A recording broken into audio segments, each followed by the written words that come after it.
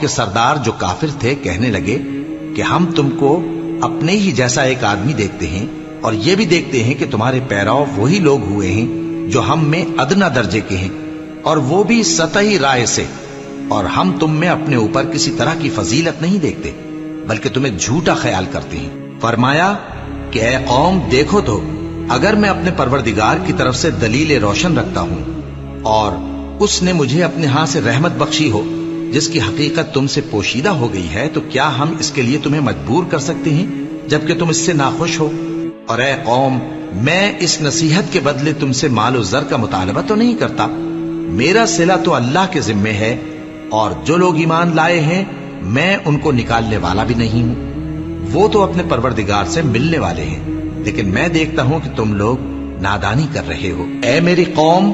اگر میں ان کو نکال دوں تو اللہ کی گرفت سے بچانے کے لیے کون میری مدد کر سکتا ہے؟ بھلا تم غور کیوں نہیں کرتے؟ اور میں نہ تم سے یہ کہتا ہوں کہ میرے پاس اللہ کے خزانے ہیں، اور نہ یہ کہ میں غیب جانتا ہوں، اور نہ یہ کہتا ہوں کہ میں فرشتہ ہوں، اور نہ ان لوگوں کی نسبت جن کو تم حقارت کی نظر سے دیکھتے ہو یہ کہتا ہوں کہ اللہ ان کو بھلائی یعنی اعمال کی جزا نہیں دے گا۔ جو ان کے دلوں میں ہے اسے اللہ خوب جانتا ہے۔ اگر میں ایسا کہوں تو بے انصافوں میں ہو جاؤں۔